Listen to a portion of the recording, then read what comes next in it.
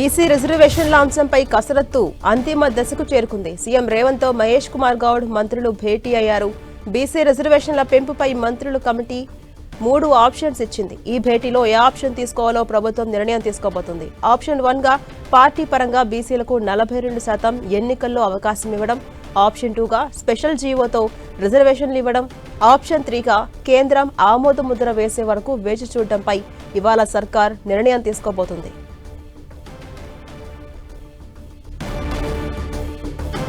ఈ అంశంపై మరింత సమాచారం మా ప్రతినిధి ప్రతాప్ అందిస్తారు. ప్రతాప్, మనం చూస్తూ ఉన్నాం బీసీ రిజర్వేషన్ల పెంపుపై ఇవాళ ఒక క్లారిటీ వచ్చే అవకాశం కనిపిస్తోంది అంటున్నారు. మొత్తం 3 ఆప్షన్స్ ను కమిటీ ప్రతిపాదించింది.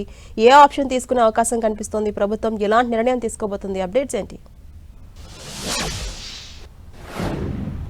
ఎస్, బీసీ రిజర్వేషన్ సంబంధించి ఒకవైపు ప్రభుత్వం, మరోవైపు కాంగ్రెస్ పార్టీ దీనిపైన సీరియస్ గా ఫోకస్ పెట్టి అని చెప్పుకోవచ్చు. దీనికి సంబంధించి లోకల్ బాడీ ఎన్నికల్లో బీసీలకు 42% రిజర్వేషన్ కల్పించాలని చెప్పేసి గట్టి పట్టుదల అయితే ప్రయత్నం చేస్తున్నారు. దీనికి సంబంధించి ఇప్పటికే అసెంబ్లీలో బిల్ పాస్ చేసి పంపించిన పరిస్థితి కేంద్రం వద్ద పెండింగ్ లో ఉన్న నేపథ్యంలో దీనికి సంబంధించి ఫర్దర్ స్టెప్ గా ఏ విధంగా వెళ్లాలని సంబంధించి కూడా ఇప్పటికే న్యాయ నిపుణులతో కూడా సంప్రదించారు. ఇప్పటికే అభిషేక్ సింగ్ గాని జస్టిస్ సుదర్శన్ రెడ్డి తోటి కూడా సంప్రదింపులు కూడా చేసిన పరిస్థితి అయితే దీని అయితే ఈ పరిస్థితుల నేపథ్యంలో న్యాయ సలహాలన్నింటి కూడా సూచనలు చేసుకుని కూడా నిన్న గాంధీ భవన్ వేదికగా న్యాయ సలహా కమిటీ కూడా ప్రత్యేకంగా భేటీ కావడం జరిగింది. ఏ విధంగా ముందుకెళ్లాలని దానికి సంబంధించి ఫైనల్ గా ఒక 3 ఆప్షన్స్ అయితే రావడం జరిగింది. ముఖ్యంగా దీనికి సంబంధించి ప్రజెంట్ పార్టీ తరపున లోకల్ బాడీ ఎన్నికల్లో పార్టీ తరపున 42% రిజర్వేషన్లకు సంబంధించిన సీట్లు ఇవ్వడం కానీ, లేదంటే కనుక నెంబర్ 2 ఆప్షన్ గా ఒక జీవో, స్పెషల్ జీవో ఇచ్చి వెంటనే కేవీఎట్ పిటిషన్, హైకోర్టులలో కేవీఎట్ పిటిషన్ వేసి వెంటనే ఎన్నికలకు సంబంధించిన షెడ్యూల్ రిలీజ్ చేసి రిజర్వేషన్లు ఖరారు చేసి ఆ విధంగా ముందుకెళ్లడం కానీ, నెంబర్ 3 వచ్చేసి దీనికి సంబంధించి అంటే ఒకవేళ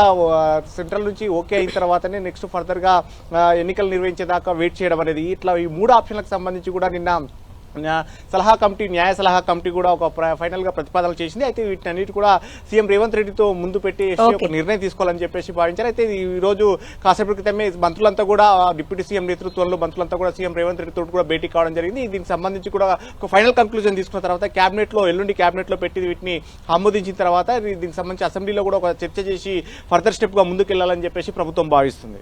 రైట్, థ్యాంక్ యూ ప్రతాప్.